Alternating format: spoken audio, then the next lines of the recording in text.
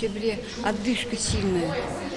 2 шага пройду, я задыхаюсь. Дело дошло до того, что Фатима Катунова оказалась в больнице. Бабушку проверили, стало ясно, с сердцем дело нечисто. В нем застрял огромный тромб, который, как выяснили, оторвался от вены голени. Встал вопрос об операции.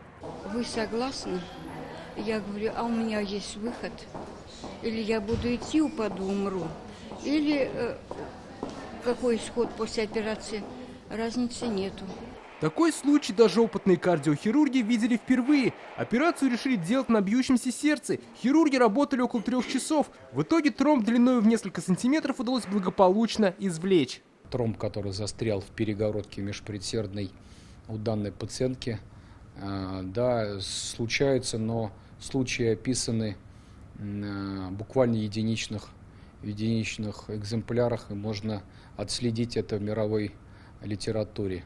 Как отмечают медики, все симптомы, которые беспокоили пациентку, после операции ушли. Еще лет 5 назад сложно было представить, да, возможность выполнения в нашем городе операции такого уровня. Пенсионерку уже выписали из больницы. Она благодарна врачам за свой 2-й день рождения.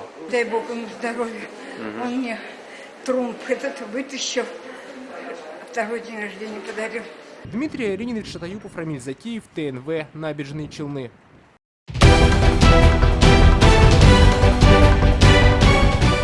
Все новости дня, выпуски программы «Новости Татарстана», программы и фильмы на сайте tnv.ru и на YouTube-канале ТНВ. Подписывайтесь.